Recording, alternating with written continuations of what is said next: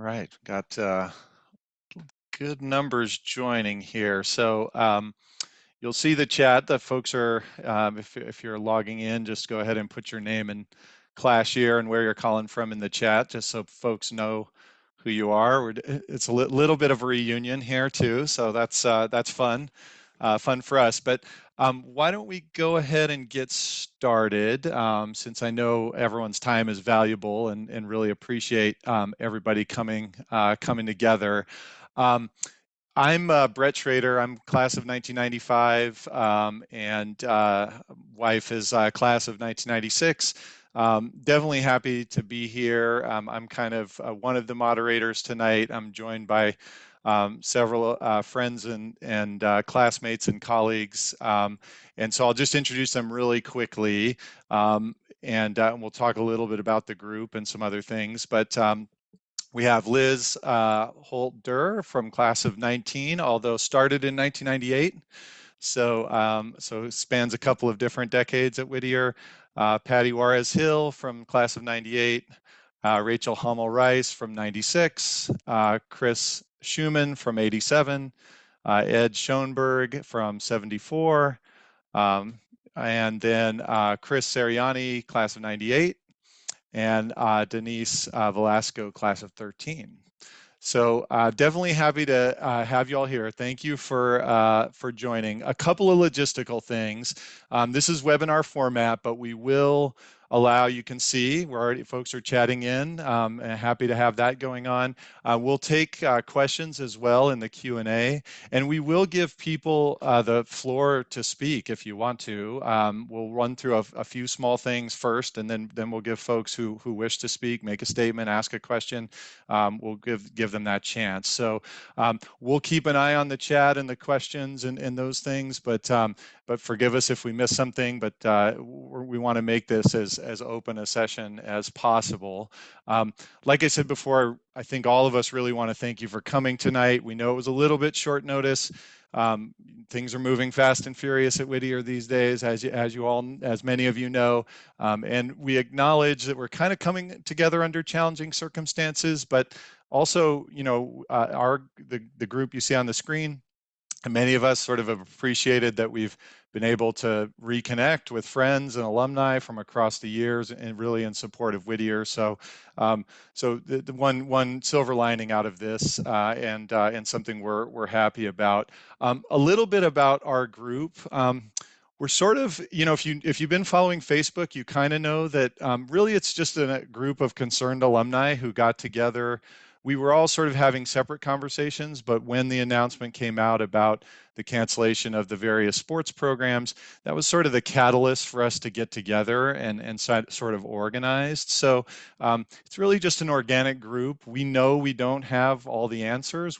None of us currently work for the college. Several of us have in the past, but none of us currently do. So we don't have all the answers, and we know we don't speak for all alumni. So just acknowledging that. But we did come together organically, and we really wanted to put this session together because if you attended either of the town halls that the administration has done, I think most of us would feel like those were kind of unsatisfactory, and we wanted to give a little bit more open forum for people to address issues, ask questions, find out about what's going on. And we also know that there are a lot of faculty, students, and staff who are a little afraid to speak up because the administration has really been antagonistic toward anyone who's differed in their opinion. And so we wanted to try to be a little bit of a voice for them as well. And hopefully just a voice for change and progress at Whittier. One note tonight is that, you know, we want everyone to say what they need to say. We want everyone to ask questions, make statements, talk about their experience at Whittier, whatever it is.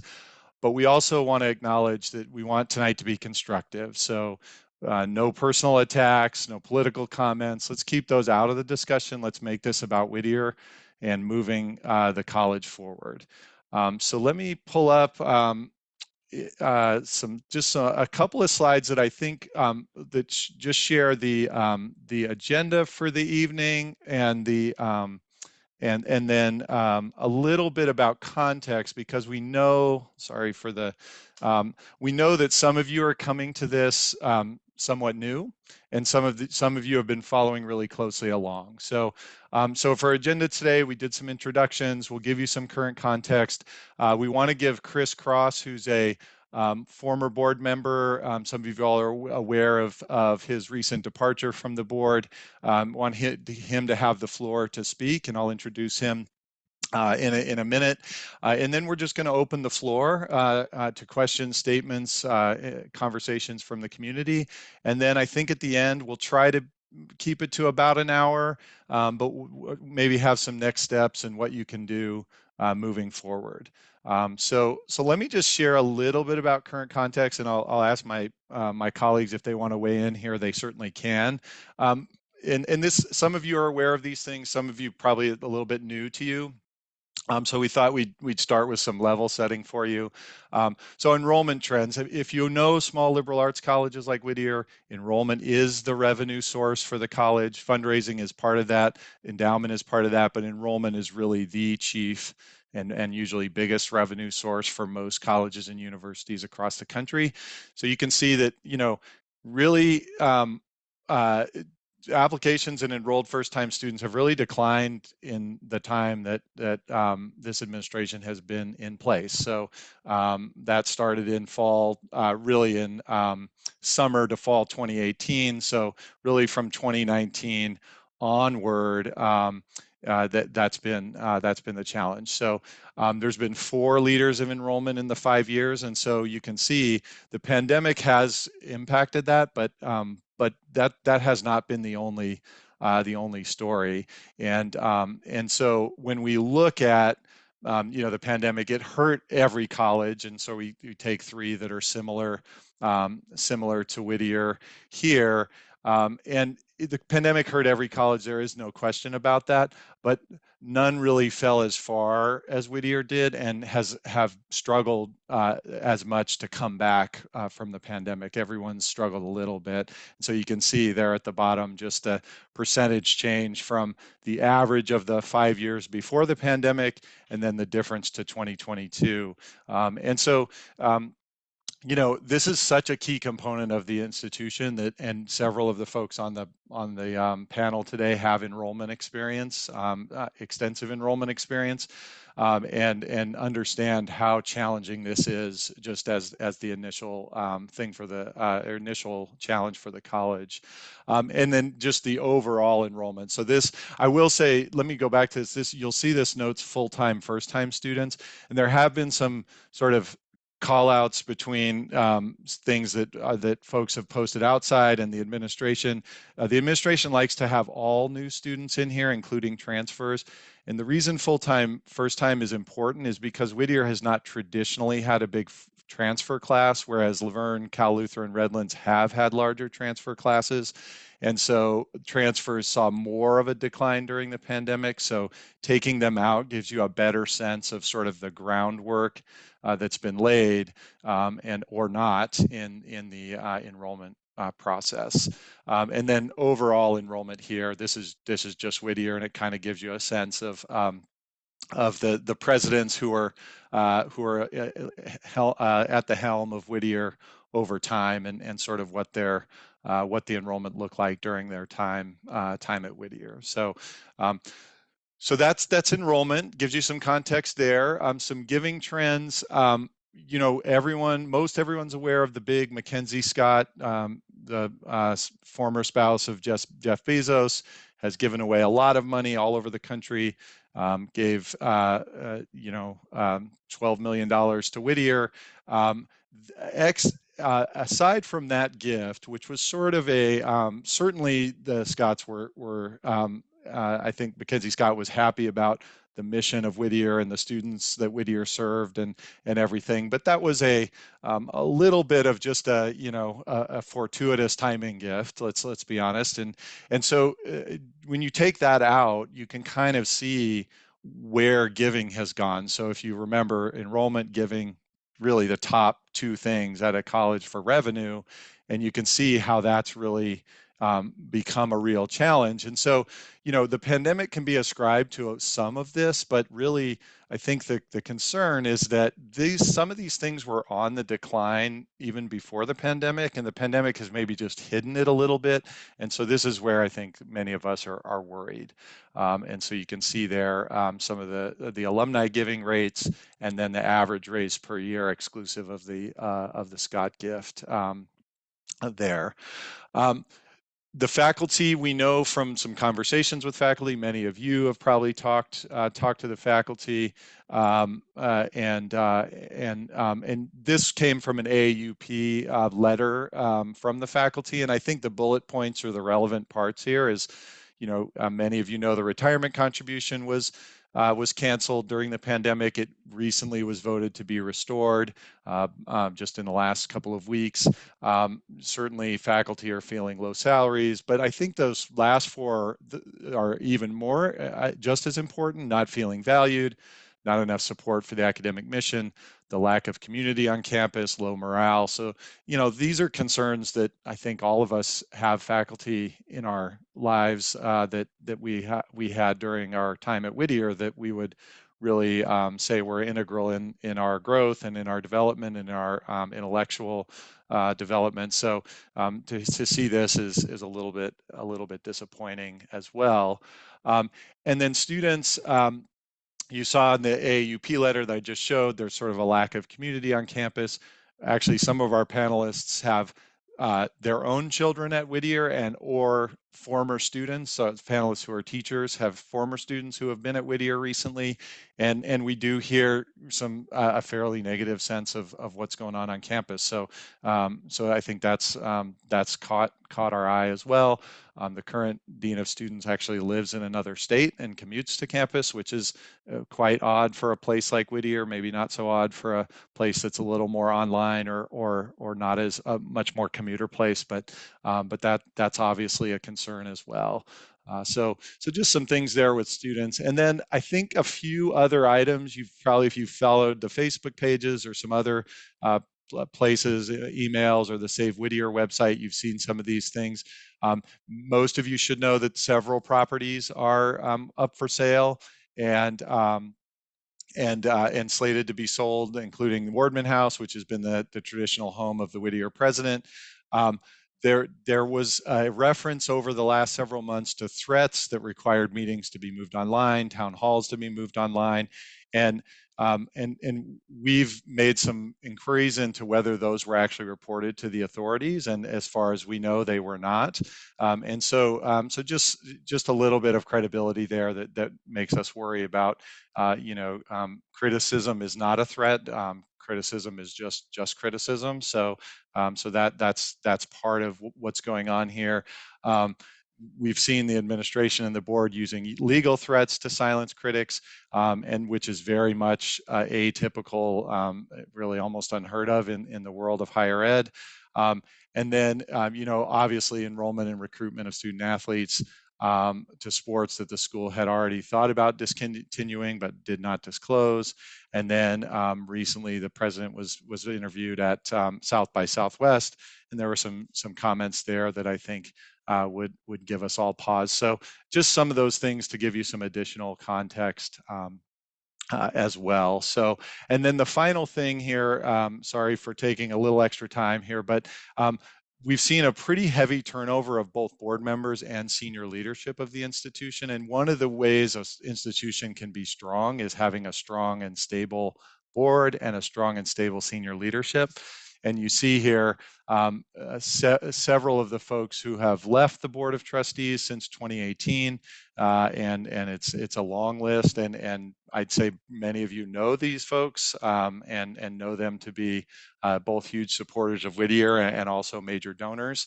And then we've seen a real huge turnover of the senior administration as well. And that's not atypical for a new president to see a fair bit of turnover, but I think the amount of turnover has been probably a little more than we would. I think those of us who have worked in higher ed for a long time would say is a little bit the norm. So so that is just context. I'm going to stop sharing my screen here. Just some context for all of you all to just know and understand.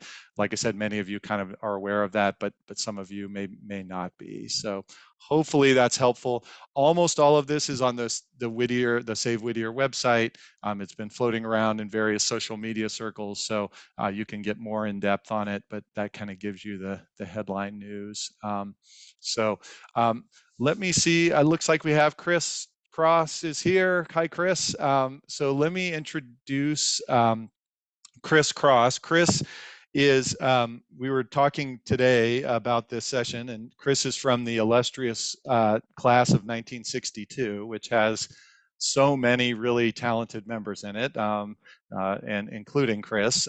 Chris has served 2 stints on the Whittier board, and the only thing that sort of broke up his 2 stints on the board was the fact that he oversaw the accrediting agency, and so that was a conflict of interest that he couldn't stay on the board, but came back shortly after that. And he also served as Undersecretary of Education, as well as among many other things he's done in education over his career. So some of you are aware that that he has recently resigned from the board, and so we just wanted to give him the floor. I know some folks had questions and other things. So Chris, let me turn it over to you and have you say a few words. Okay, thanks very much, Brett. Appreciate being asked and being able to be here tonight and seeing so many of you, although several of you are hiding your faces behind the screen. So there are a number of things I wanted to cover, and I hope you understand there are some things I will just not be able to talk about because there are things that are going on, and I don't want anything to interfere with that. But it's fair to say Barbara Gross, by the way, who was in the same situation as I was of having charges brought against us, which were never specified, is also listening and will be sharing the platform on Saturday afternoon. Both of us were in the unusual position, to say the least, of being accused in an email from the chair of the governance committee of harassment and bullying against the president of the college. And how that is just extraordinary. And we were told that we were being suspended because of it. We were never told, despite our constant questions, never told what they meant by that. So both Barbara and I decided to resign rather than face the fact that our terms were both up this June, and that it was clear with that kind of action that we would not be reappointed, even though both of us were eligible to continue serving. One of the major issue, and Brett, I think, referred to this, is asking questions and seeking information was termed to be apparently harassment and bullying. We never knew anything more than that. And that is clearly beyond the scope, it has nothing to do with the scope of the board of directors of a nonprofit, as it is in the case of a for-profit. The duty of inquiry, the duty of care, the duty to ask questions, and the responsibility to hold leadership accountable. And that's all we were doing. Each of us had asked questions of various people at times, and that all ended up being used against us from what we can tell. There is a state law that covers nonprofits. And one of the things that it's clear about is that board members have a fiduciary responsibility to the college. Fiduciary in this case does not mean only financial. It means the health, safety, and continuation of the institution. And in that way, we were acting to be sure that the board was fully informed and knew the facts. And that brought us into conflict. because of various things such as looking at websites. For example, you can see Whittier's income tax form on a site called guidestar.org. And we took some facts from that and people we were working with and from others and created some tables and charts. We looked at the enrollment numbers over time, and the standard charge has been, well, they weren't official because they weren't posted on the US government's website. Well, all the government does is take what the institutions provide, check them for reality. Did somebody add a zero or eliminate a number or whatever, and post them. So we were using numbers which were circulating on the campus and use those in the comparisons that Brett has talked about on enrollment. We were using a number of other things to bring facts to the forefront. And the important thing I think to remember is use the data to hold people accountable. And that has to be key because that is where there should be no dispute, despite the fact that we ran into it. But the facts are, this is not personal. It's about the accountability of the management of the institution. So with that, let me just, and one of the other things has been the charge or the statement has been made that international enrollment looks to be much, much stronger for next year. Typically, only about 30 or 40% of those who pay deposits actually show up. A large part of that is because they have to obtain visas. Visas are very hard to obtain, and that may knock them out of coming at all, delay them. They may choose not to come to the States, whatever. But when you look at the enrollment or the admissions figures, keep that in mind when you look at the international number. And it's very important that all of you and all of the people you're in touch with emphasize this fiduciary responsibility. You sometimes hear ads for stockbroker companies, and they talk about fiduciary. And that's led a lot of people, of course, I'm sure, to think that it's only about money. It's not only about money.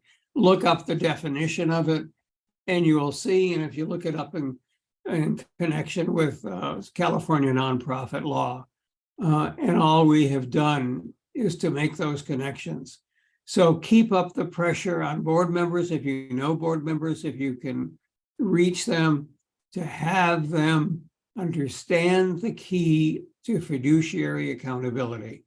They, in fact, are legally responsible for maintaining their fiduciary duty.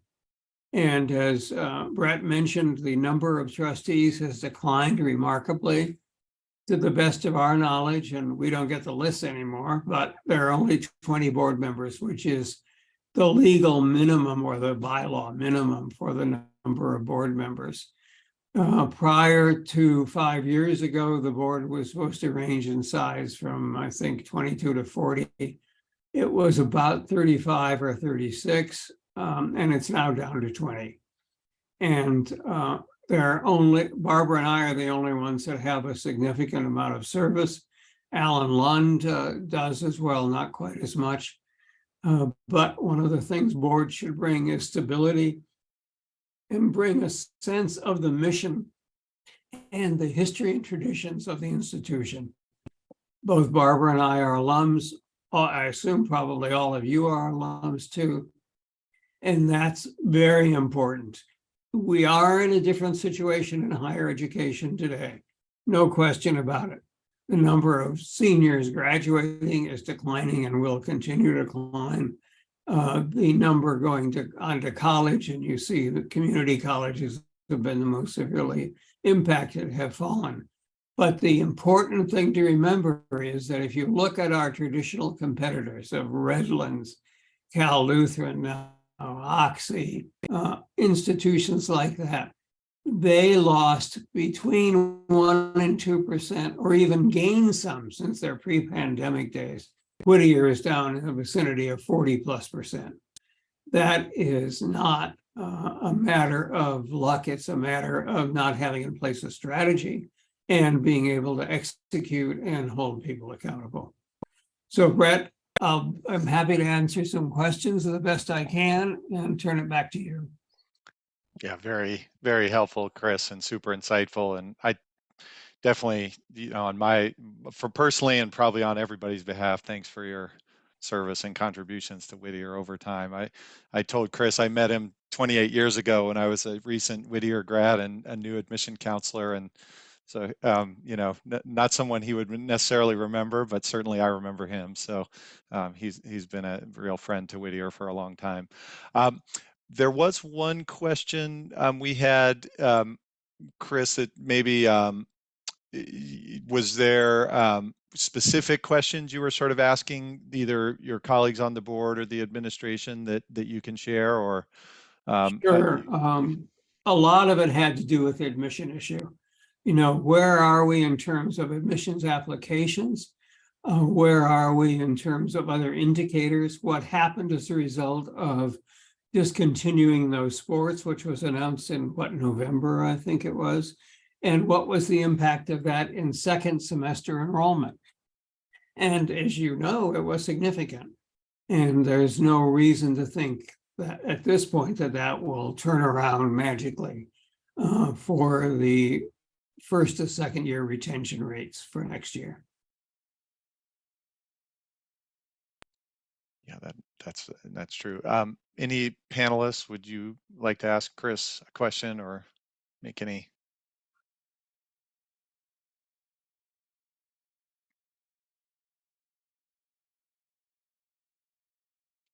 All right, well, let's. Yes, there was a question Go in ahead.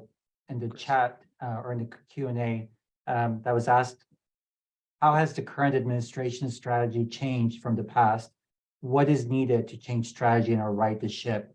And I'd love to get Chris's thoughts on that, because from my perspective, since President Oubre has come on, there has been no clear strategy communicated except the 3 letters of DEI.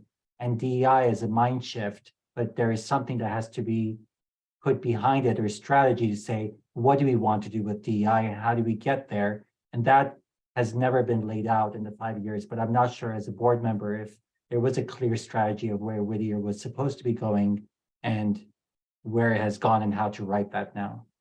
And I'll stay with the admissions issue since it's so critical because of its financial implications. At the beginning, there was the decision made to stop buying the lists that the college was using to recruit students and to instead generate that internally, generate it from other sources. And that meant that the materials that people were receiving from Whittier declined greatly, the number of people. Secondly, the decision was not to recruit outside of California anymore, except for the foreign students, of course, because the feeling was that the cost of doing that was too high, because you were talking about getting 1 or 2 students from the state of Connecticut, for example, and having to spend, not an insignificant amount of money to do that. But to focus then at that point on Southern California and a radius around Whittier. And if you look at the numbers, when Brett, I wasn't able to get on at the point to see your earlier charts, but you saw the numbers of people applying for admission decline precipitously. And what's amazing to me, and Brett, I don't know if you have that available, is to look at the racial and ethnic background of what's happened in the last 5 years. At the point of the change of administration, Whittier was, as I recall, above 50% Hispanic in terms of its enrollment. The last figures I saw were that Whittier is 40% or slightly below. Numbers of Black students is perhaps up a bit. I don't remember specifically. But Whittier was declared an HSI, Hispanic Serving Institution, under Sharon Herzberger's administration. And that certainly had an impact in reaching to the major donor, Mackenzie Scott, in terms of seeing how Whittier was serving that community. So the attempt apparently was being made to diversify the student body. And in fact, it was reversing. It was going the other way. But now the strategy is supposed to be to concentrate on, I think it's a 30-mile radius of the campus, and mainly to recruit there, and to do much more to recruit community college, junior college transfers. And as you may know, the head of the LA Community College District is on the board, Francisco. I don't know the degree to which that has been successful so far, because I haven't seen that breakdown. That was a long rambling answer. Sorry. Oh, good. Does that Good answer answer. your? Yeah. I have a question for Chris.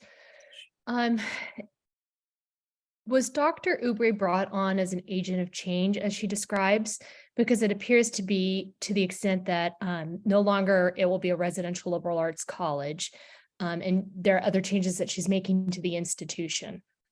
So I think the question that was brought up is, how is she changing the college and maintaining still our traditions and who we are? Yeah, it is true. She was brought on as an agent of change, but that was in the eye of the beholder of what people thought would occur. It was recognized, for example, that these enrollment situations I mentioned of declining numbers of high school graduates and that would occur. But Whittier is in a rather unique situation compared to some school in rural Pennsylvania or rural Iowa or in some southern, not a major city. We're in Southern California, and it's a very attractive place.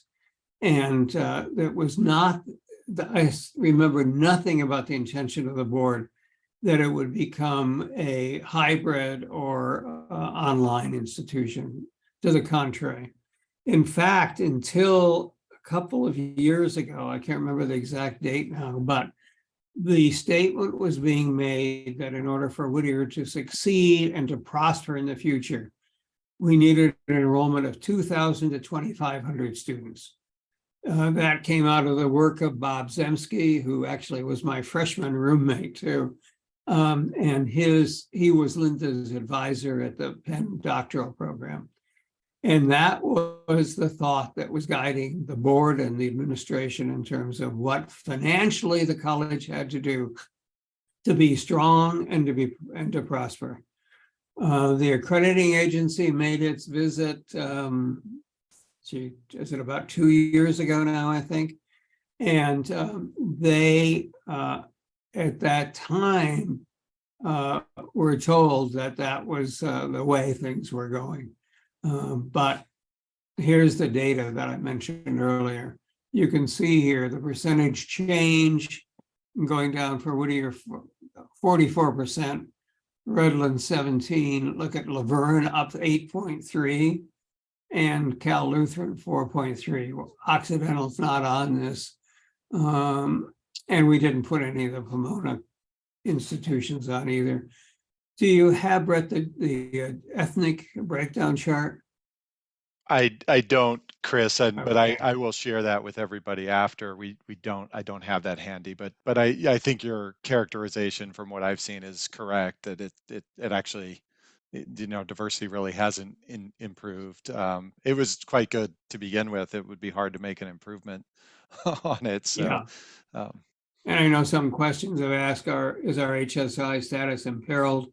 I don't know the answer to that. I don't know what the rule is now for what has to keep the school qualified. But there is certainly much more we could be doing in recruiting, and 30 miles is a pretty tight universe to be recruiting from.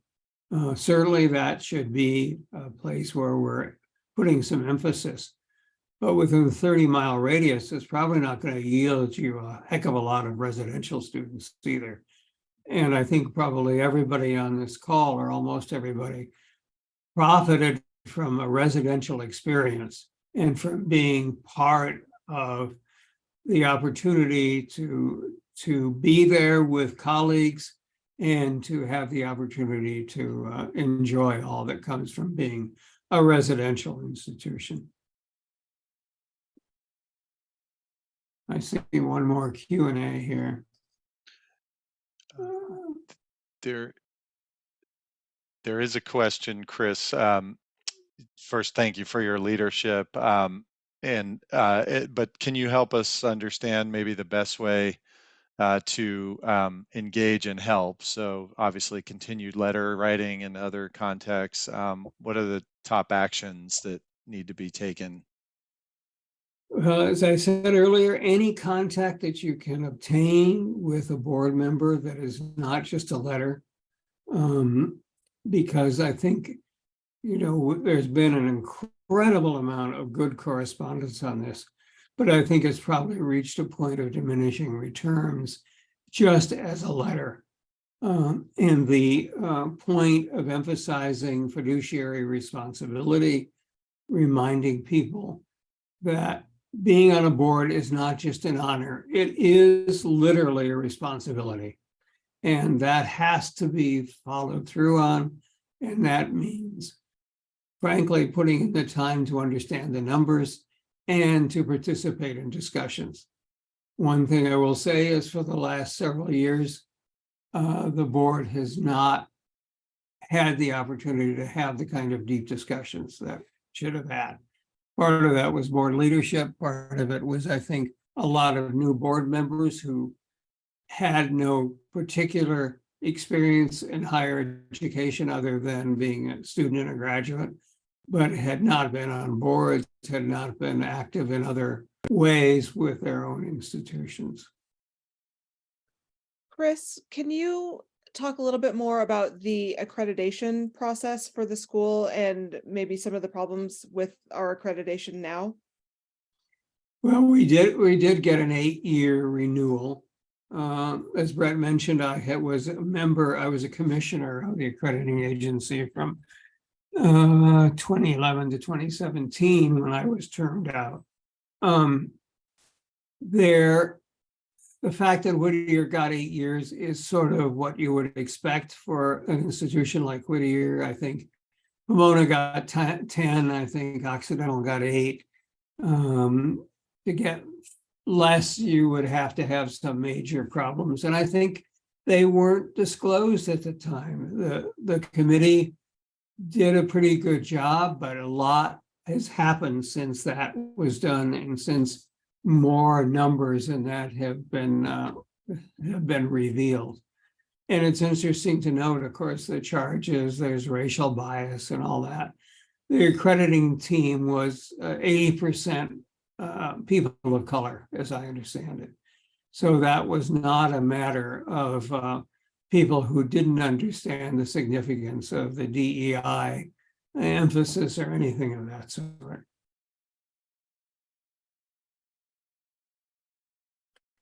Well, thanks, Brett. Yeah, Chris, Chris, I really, Chris, I had one more question for you. Go ahead. Yeah. Yeah, go ahead. Sure. Does the president have an annual review process, and how is that? How did that go the last 4 years? Or if you're able to comment on that. One of the concerns we have seen is the financial state of the college, or the reasons that athletics were being canceled and the potential sale of buildings being sold was to raise money to pay off some of the debt, or to on the ratios, liquidity ratios that the college needed to abide by.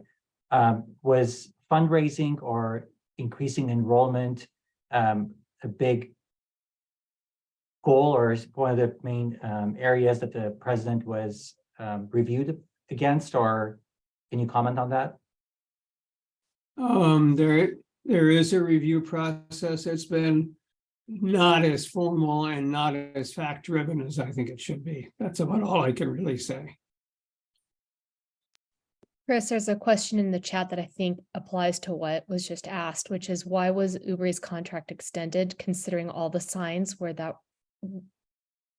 that things were not being managed well under this administration? Let me read that again. Why was Ubre's contract extended, considering all the signs that were there that things were not being managed well under this administration? Yeah, it's a good question. I think it's true that there wasn't enough digging done into those numbers, and it was done at a time when the severity of the issues wasn't as apparent as it became months and a year later. And it was done in the understanding that we needed to maintain a leader and not have a revolving door, if you would. And that was pretty much it. As you may remember, Whittier's had a couple of rather short-term leaders. I think several of you were around probably when Kate Will was president, and actually I came on the board. She invited me on the board. And prior to that was Jim Ash and some others. Sharon was around for a good number of years, but she, in recent times, was the only one who's had a long tenure. Chris, we have But there another should be an question. annual review in the spring. Sorry. We have another question. How was the decision made to shift recruiting regionally, and was that discussed with the board? There is a committee on student success, which has some responsibilities in that area in terms of admissions and enrollment. And I cannot recall, quite honestly, the extent to which that was discussed. But that would have been where it would have been. And then at the board, at the full board level, at some point, I would assume probably last February, 13 months ago, when the board last met in person. And it didn't meet in person on the campus. It met in person out in Palm Desert. And one of my major, just a second, let me stop the phone here. Yeah, one of my major concerns has been that the board hasn't met on campus for three plus years. And it's important for people to know that the board, even if they don't rub shoulders with them personally, the board comes to campus, is aware, and that there are people who come into those meetings. Faculty reps, usually students are brought in for some selection of students for some discussion or presentations. We haven't had that. And a lot of the board members knew since we stopped meeting in person on campus. Chris, can you speak about the elimination of the financial giving requirements for board members? Not really. A statement was made that it was eliminated because you couldn't require members to put up a certain amount, because then that then became a membership. It was never a requirement. It was a guideline. And the guideline was that the amount of an annual gift should be at about the level of the tuition income of a student. That's a pattern that I followed at my time at the board, and I'm sure others did too.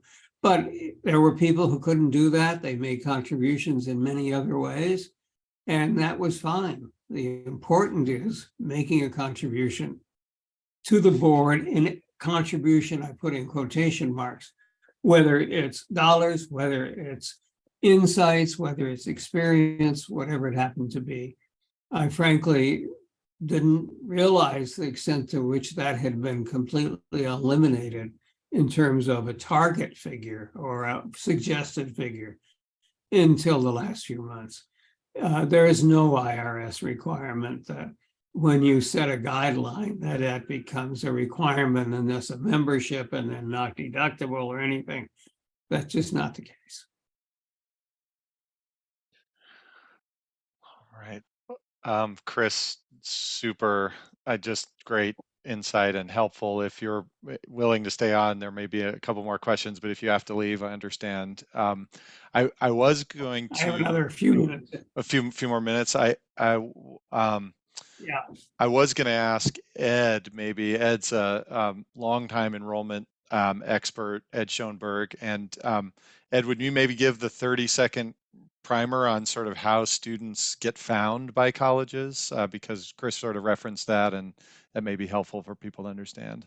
Yeah, in the old days, it was not much beyond buying names from College Board based on students checking off a box when they took the PSAT or the ACT or the SAT, saying that they wanted information from colleges, and those organizations sold names to the colleges based on, the college's parameters, GPA, test scores, interests, possible majors, and geographic location. When I was at Whittier on the admission staff, I was the one that made decisions on purchasing names to do our mailings. And nowadays, there are a number of organizations and a number of other ways for colleges to get names to help meet their enrollment goal. There's organizations and companies that help colleges do this. I just read something from Tufts where they had 37,000 applications this year. 5 years ago, they had 7,000.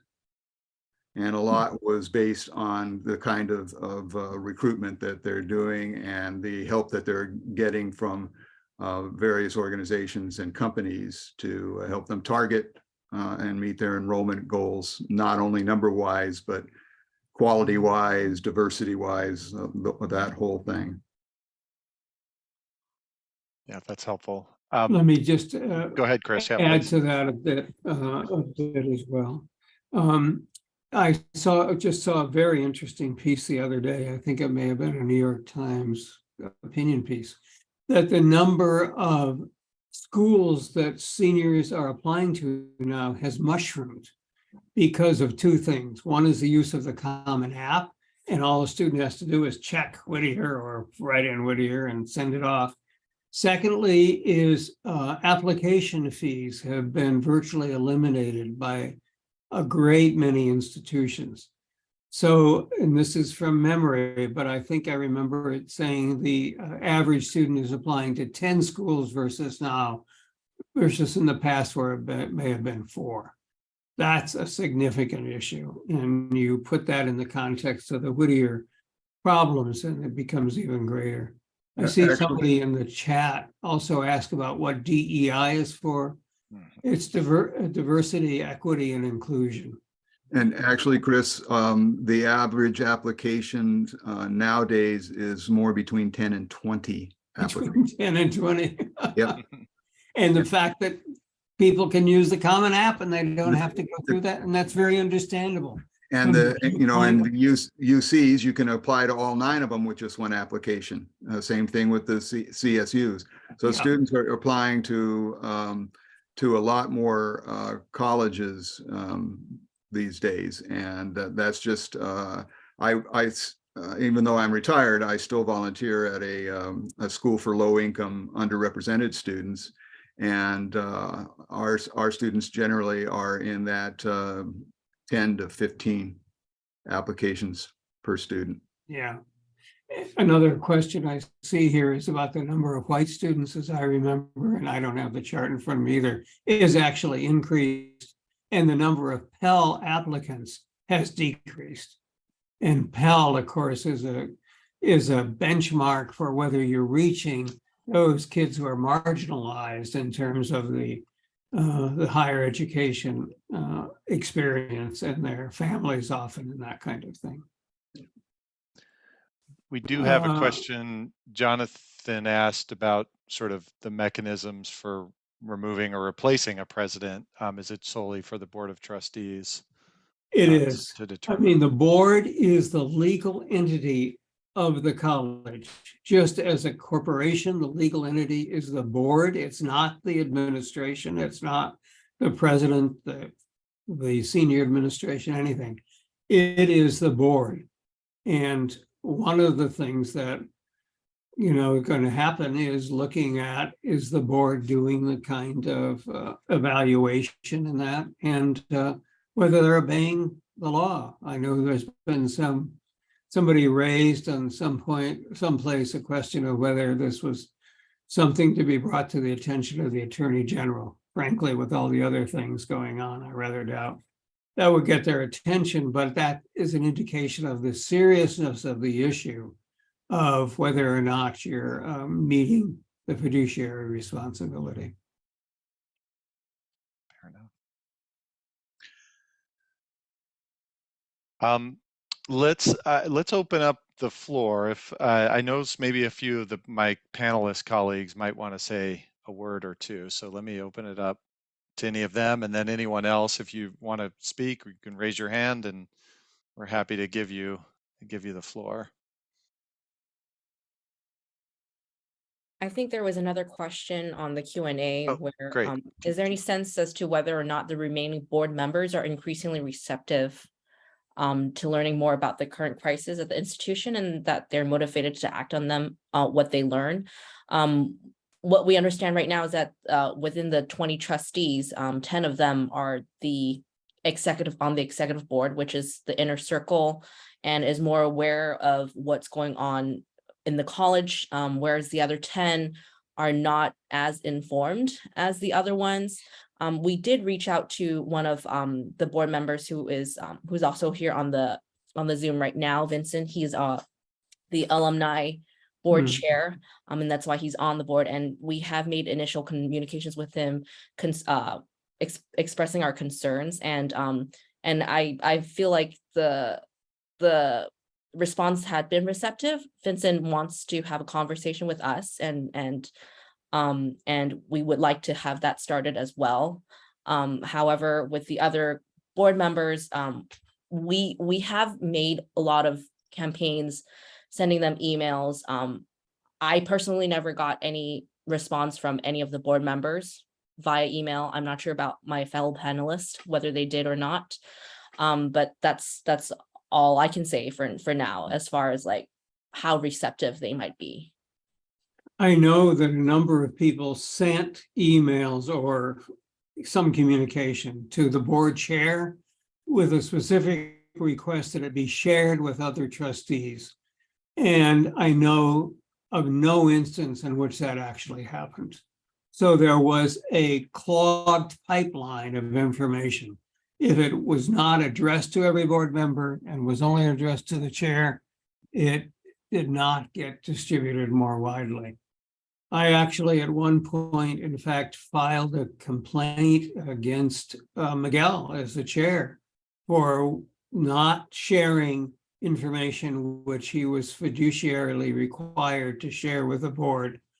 And I said, you know, I'm happy not to pursue that. If you just create a site on the board portal where all this material is put, so all the board members can see it.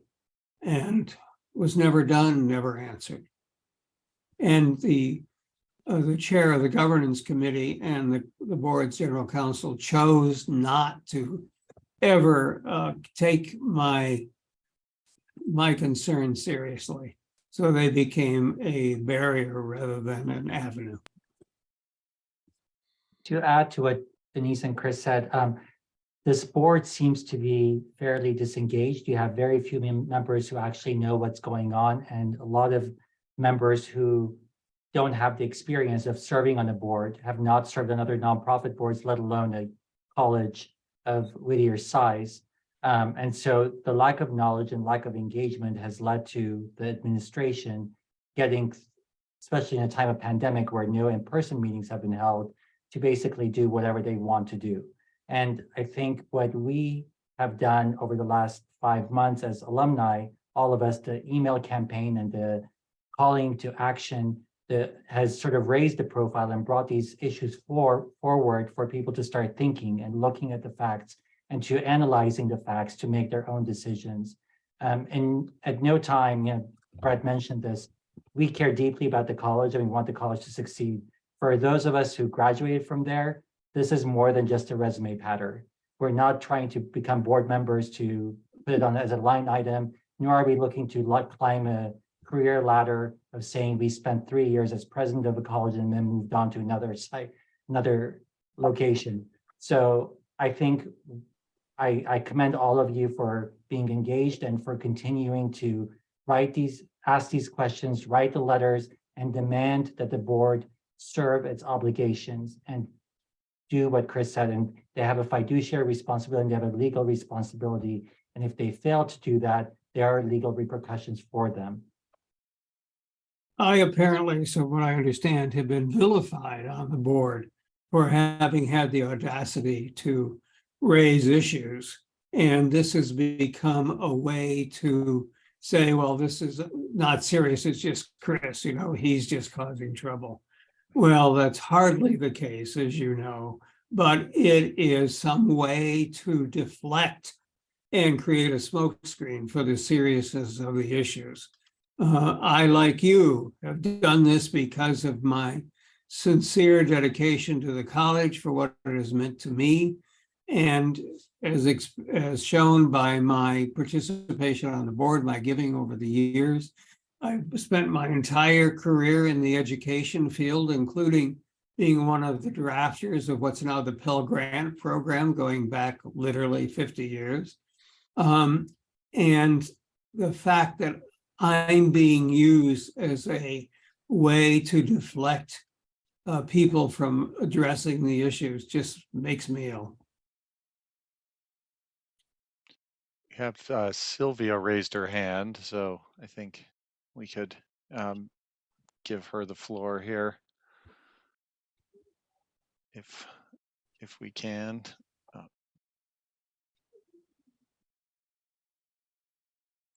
There she is.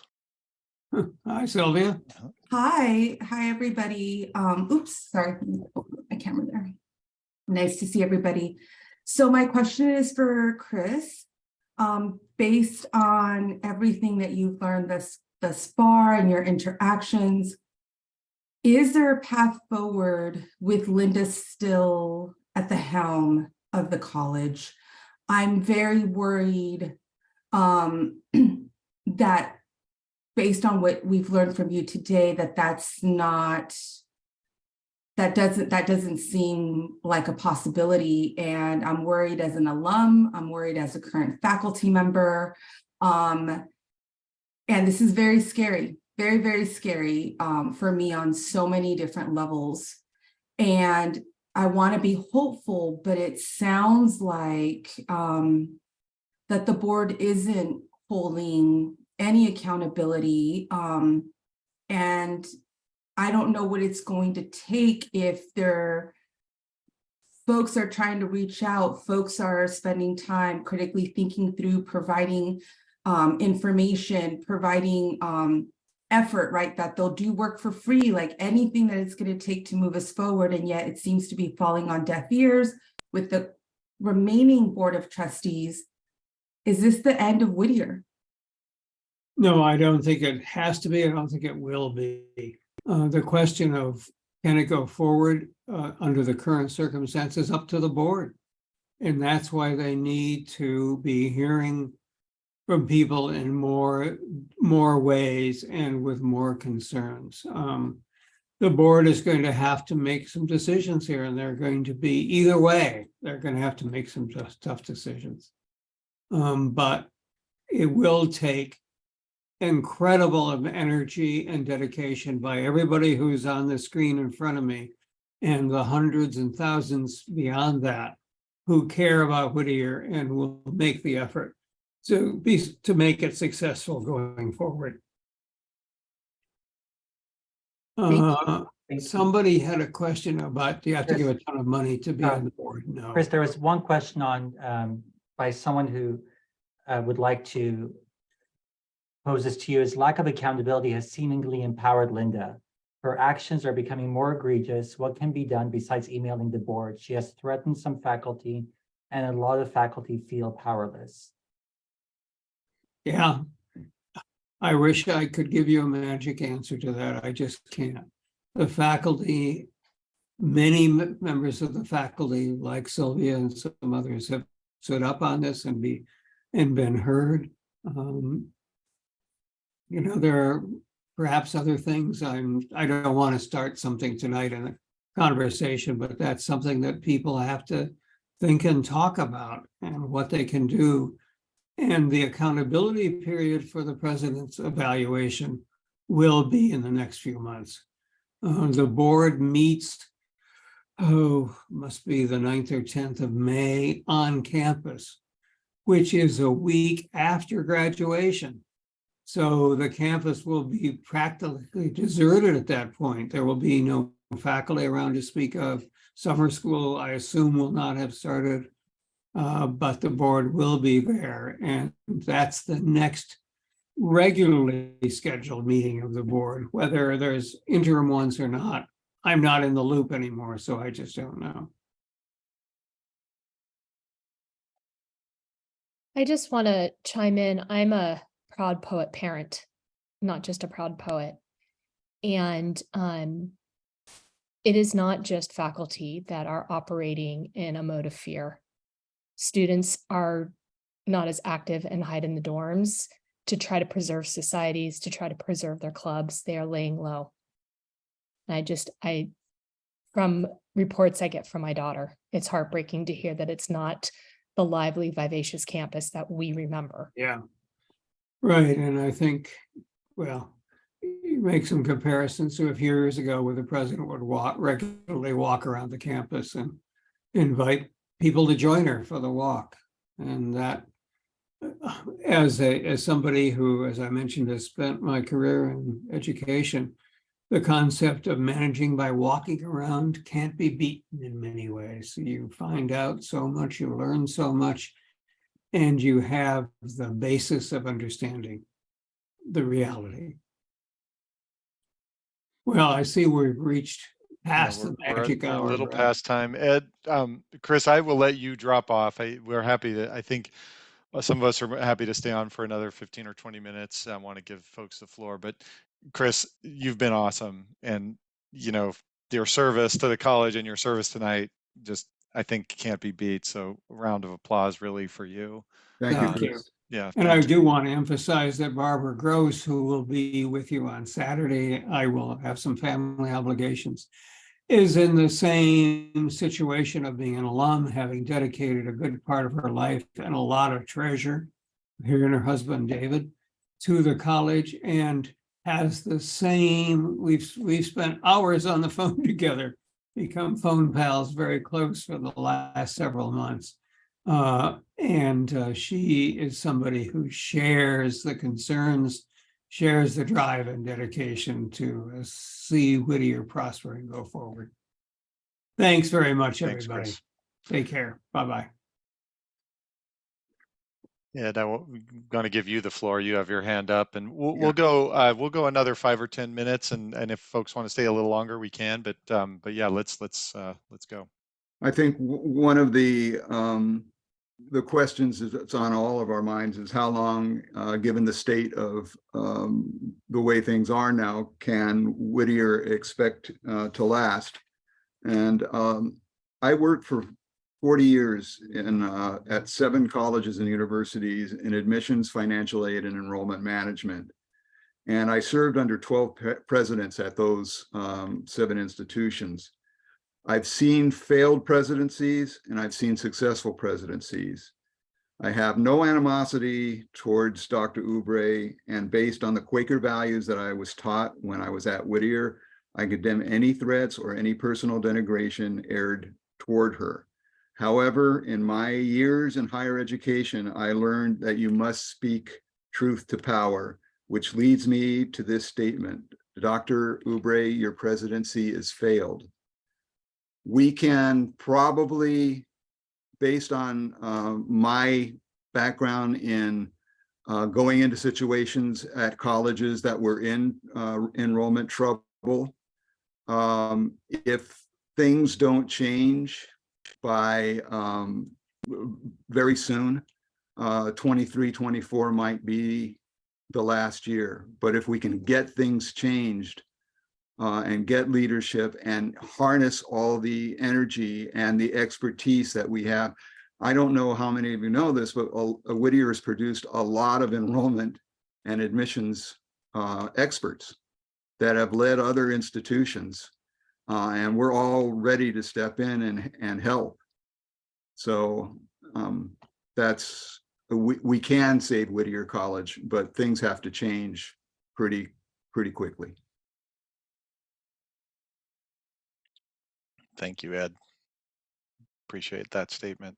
There was a question about will the recording be made available, and I believe the answer is yes to that. So we'll share that at some point in the next 24 hours or so. Others would like to? I would like to chime in real quick, Brett. Please.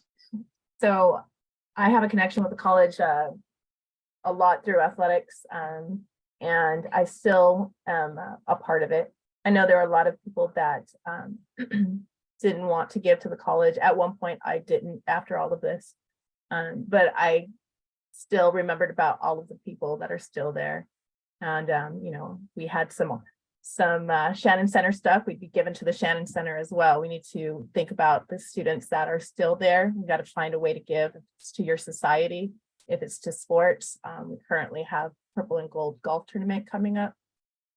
We still need to help fund those sports that are still going on.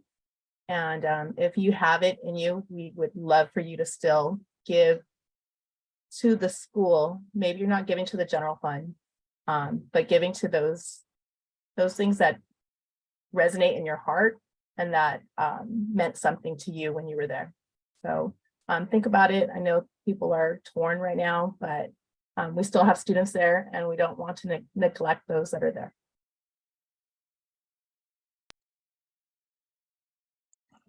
Agreed with that. And I believe not everyone was able to see, or most of you were not able to see the number of participants. We had anywhere from 69 to 71 people engaged. So at some point it dropped down to 69 and then went up to 71. Thanks for that, Chris.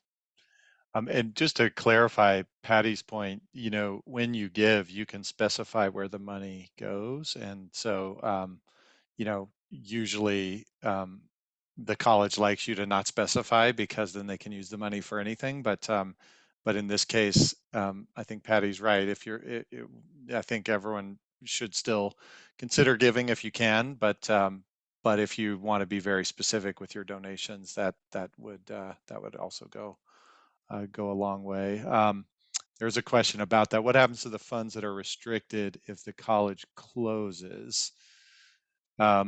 It's a good question. I know a little bit about that. We have some others that probably know it. I think generally, and I'll ask others to weigh in, but generally they try to, the courts would be involved in sort of giving those then donations to other entities or foundations that have a similar mission or something like that.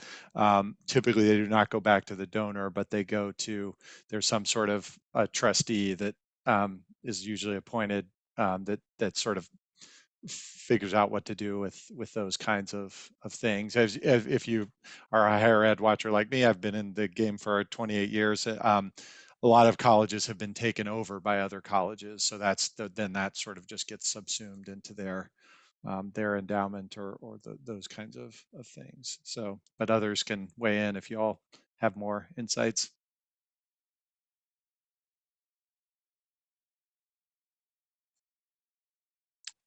All right. Well, I think if any, go ahead. Hi, Frank. Go ahead. How are you? I wanted to chime in because I think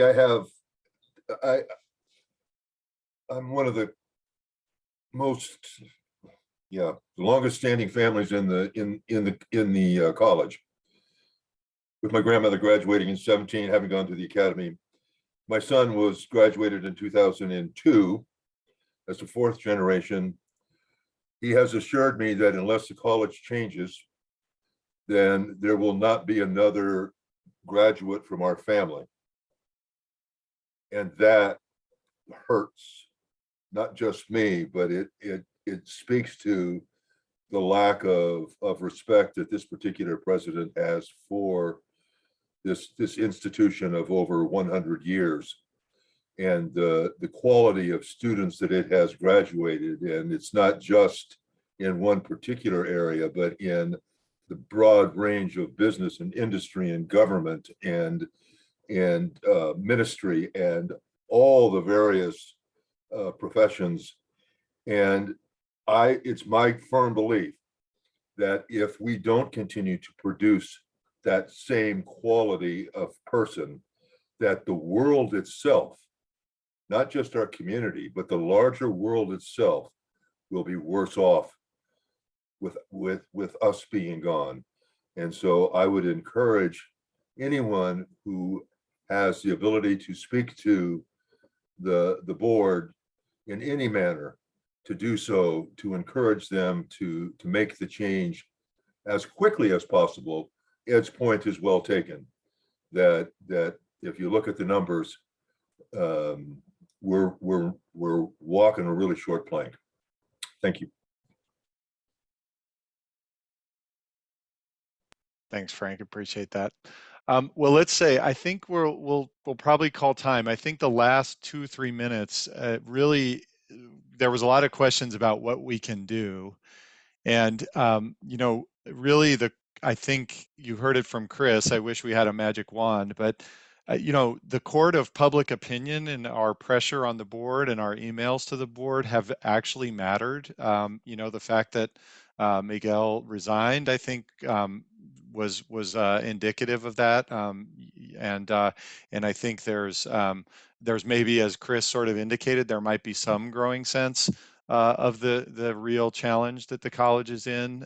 So, we can only do what we can do. And I know there were some questions about, on-campus living and those things. And I have to say, we've had to really fight to get some of these numbers out of the college, because they're very, they've sort of put a lid on data, because I think they know it's a real challenge right now. So I think all we can do is just keep putting pressure, pressure on your giving. One other strategy is you could make a pledge to give, and just wait and say, but I will give at the end of the fiscal year based on what happens, but my pledge is $500 or $1,000 or $200 or $10, whatever it is. That would be another way to sort of signal your support of Whittier, but not your support of what's going on right now. So those would be some things. There was an institution a long time ago. Just again, I've been in higher ed a long time, but the alumni got together and fundraised and said the money will sit in an escrow account until the new administration comes on board. So if things get to that point, maybe that's a conversation we can have as alumni, that the giving was sitting on the side until a new administration came on. So I think keep putting pressure on others. If y'all want to comment on my colleagues on the line, Rachel? There was just a question in the chat that says, how do we contact faculty and staff? I don't know if that's in support. I know that they're You should be able to look them up in the directory on Whittier College, whittier.edu, and then just through the search bar, or through the department website to look for there. They should have the email and their phone number there. Yeah. All right. Well, again, really appreciate all the panelists, really appreciate Chris, and really appreciate all of you for joining. I know we're all really committed to the institution. Tell your friends about Saturday. Get the word out. I know we had a little short notice on this night, but expect more for Saturday as well. And this is the game of, it used to be called telephone, now it's probably called social media. Tell your friends, tell your colleagues, tell your classmates, get them up to speed on this. I think it's the only way, if most of us come together, we can put pressure on the college to make some changes. Thanks, everyone. Have a great night. Thank you.